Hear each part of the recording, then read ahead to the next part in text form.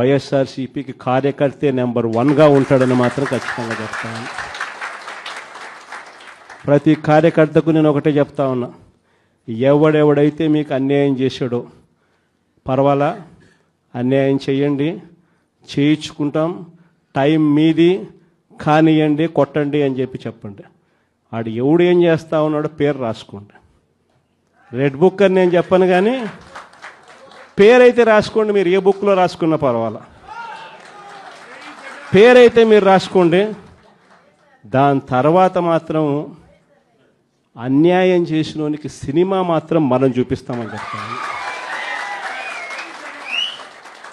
ఆ మనిషి రిటైర్డ్ అయి ఉన్నా కూడా లాక్కొని వస్తా, ఆ మనిషి దేశం ఇరిచిపెట్టిపోయినా లాక్కొని వస్తా.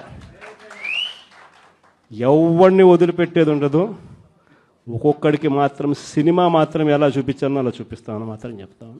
ఖచ్చితంగా వీళ్ళు ఏదైతే నాటుతున్నారో, ఏదైతే ఇత్తుతున్నారో, ఇది రెండింతలు వీళ్ళకి పండే కార్యక్రమం కూడా జరుగుతుందని మాత్రం ప్రతి కార్యకర్తకు గట్టిగా చెప్పండి.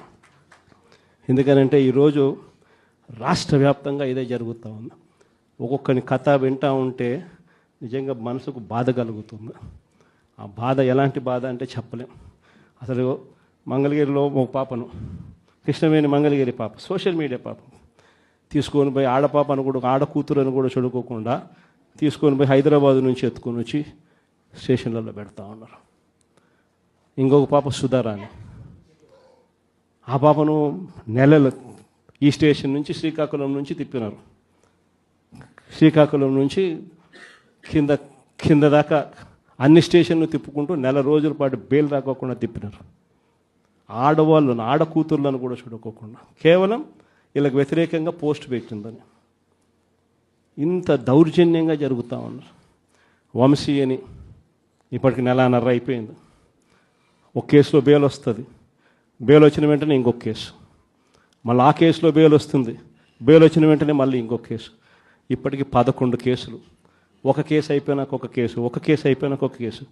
2 నెలలు దాదాపుగా వంశీ ఈరోజు జైల్లోనే కనపడతా ఉన్నాడు. ఇంకొక దళితుడు, ఎక్స్ఎంపీ నందిగాం సురేష్, పాపం నెలన్నర రోజులు పాపం జైల్లో పెట్టారు. బెయిల్ రాకుండా అడ్డుకుంటూ జైల్లో పెట్టారు. మళ్ళా చివరకు కోర్టుల ద్వారా ఎంతో కష్టపడితే బెయిల్ వచ్చింది.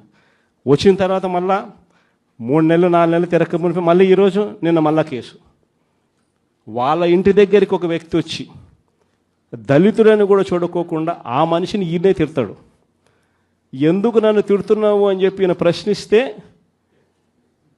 ఈయన మీద కేసు పెట్టి జైల్లో పెడతా ఉన్న పరిస్థితి మొట్టమొదటిసారిగా ఇప్పుడు చూస్తూ ఉన్నాం. అది ఈరోజు ఇంత దారుణంగా ఈరోజు జరుగుతూ ఉంది. ఇలాంటి పాలన చూసిన తర్వాత చెప్తా ఉన్నా, ఆ బాధలో నుంచి చెప్తా ఉన్నా, ఏదైతే మీరు ఎత్తుతా ఉన్నారో తప్పుడు సాంప్రదాయాన్ని నాటుతూ ఉన్నారు, తప్పుడు సాంప్రదాయాన్ని మీరు చాటుతూ ఉన్నారు. ఈ సాంప్రదాయం ఒక వృక్షం అవుతుంది.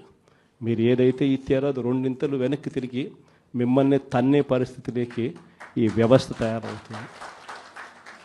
ఇలాంటి పరిస్థితుల మధ్య ఈరోజు మనం అంతా కూడా ఏకమై ఒకటి చెప్తా ఉన్నాం, రాబోయే రోజుల్లో గట్టిగా పోరాటం చేద్దాం. సంవత్సరం అయిపోయింది కళ్ళు మూసుకొని కళ్ళు తెరిచేసరికి. ఇక కళ్ళు మూసుకొని కళ్ళు తెరిచేసరికి మరో 3 సంవత్సరాలు కూడా అయిపోతే దాని తర్వాత మాత్రం వచ్చేది మన ప్రభుత్వమే. మంచి రోజులు ఖచ్చితంగా మనకే వస్తాయి.